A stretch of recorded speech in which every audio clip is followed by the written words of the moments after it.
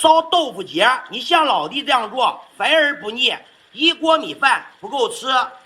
喜欢的老铁双击保留。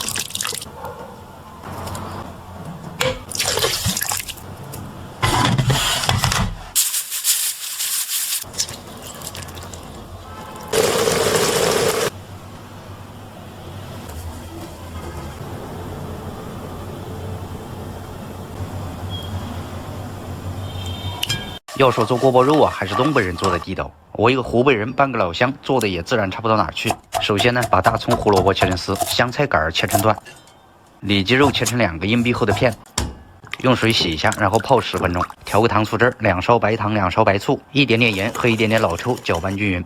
肉里面放一点点盐，抓一下。土豆淀粉用水泡半个小时，沉淀以后把水倒掉，来上一把放到肉里面，然后抓匀。这个时候你会发现很干，然后放点食用油抓匀，千万别放水啊，放水就完犊子了。6成油温下锅炸2分钟左右捞出来，油温升到7、8成热，再次复炸2分钟捞出来。锅里少放点油，把所有的材料一股脑儿的放到锅里，开大火边翻边淋汁儿，赶紧趁热狼吞虎咽的造吧，没人拦着你。